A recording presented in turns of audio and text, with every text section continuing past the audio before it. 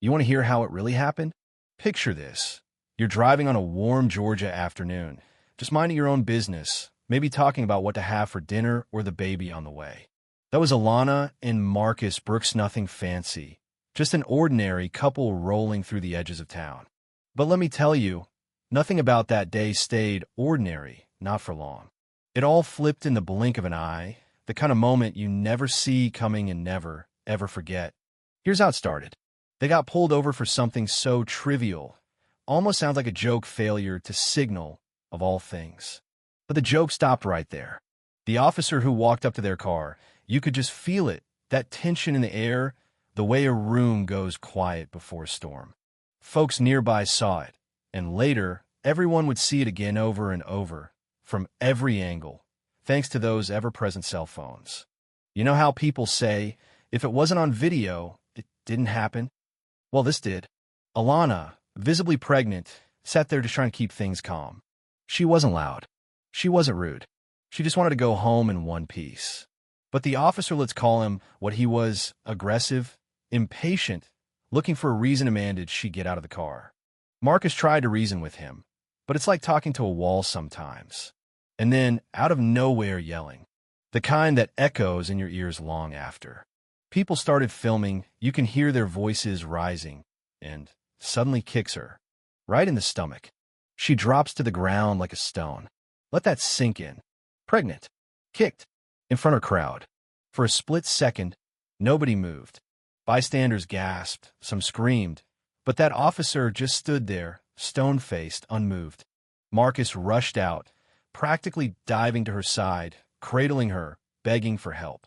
You could hear the fear in his voice, the kind of fear that comes from loving someone more than life itself.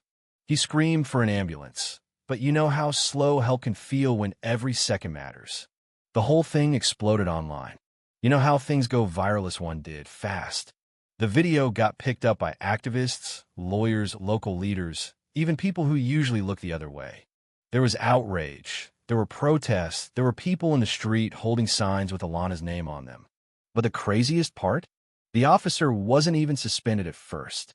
The police department gave one of those statements, the kind that says a whole lot of nothing talked about non-compliance and ongoing investigation, but didn't mention the kick, didn't mention the pain. Alana lay in a hospital bed while the world kept spinning, and Marcus, he couldn't just let it go.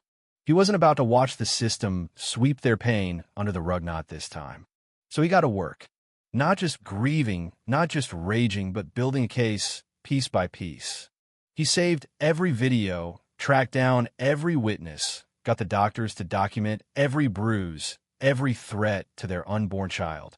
He went to the activists, the folks who knew the game. He learned fast you can't fight City Hall alone. You need a whole crowd at your back. Let me back up a sec because there's a twist most folks didn't see coming. When Marcus started digging, he found out this wasn't the first complaint against that cop. Not by a long shot. Other people, other families had come forward before, mostly ignored, sometimes shamed, always swept under the rug. This changed everything. Suddenly, it wasn't just about Marcus and Alana. It was about the whole community, about years of looking the other way. Things got louder. The story hit the national news, one of those moments when strangers call you just to say, I saw you on TV, and I'm so sorry. Pressure built up, not just for Alana, but for all the folks who'd been hurt and never got a headline. People marched. Kids painted signs. Church ladies cooked for the crowds. The city council had emergency meetings that went until midnight. People cried, people raged, but mostly people acted. And Marcus, he just kept moving forward. He didn't threaten, didn't shout revenge. He wanted justice, the kind you can hold up in daylight. He filed a lawsuit so public, so undeniable, the city had to listen. Civil rights lawyers joined the fight, and the evidence piled up: videos, medical records, the officer's record of complaints, even testimonies from folks who'd never set foot in a courtroom before. That's when the real shift happened. See, it wasn't just about punishing one man in uniform. The story forced the city to look in the mirror. The police chief resigned. New rules went into place: body cams, training, oversight.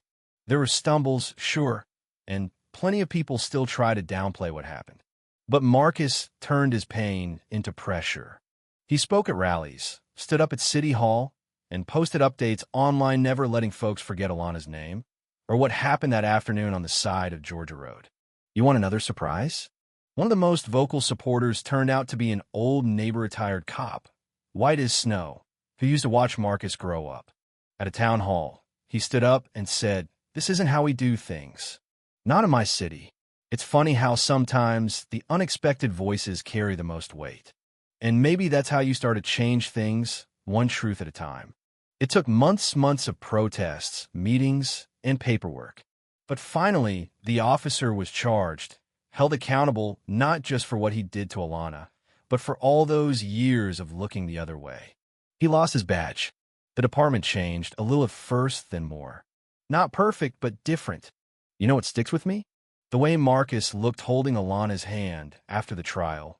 Not with rage, not even relief, but something like hope. Not for an apology, those are cheap, but for something better, for a world where his daughter could walk free, never knowing the fear that nearly stole her before she was born. But I gotta ask, would any of this have happened without that video? Without the people who refused to look away? Would justice have come if Marcus hadn't been relentless? Or if the whole town hadn't finally said, "Enough"? That's the real question, isn't it? Where do we go from here? Do we let old habits return? Or do we keep pushing, keep watching, keep fighting for each other when it matters most? So what do you think? Was justice served? Or is it just another chapter in a longer fight? Let's hear your thoughts below, because this isn't just Marcus and Alana's story. It could be any of ours. And maybe the only way things ever change is if we decide not to let them go back.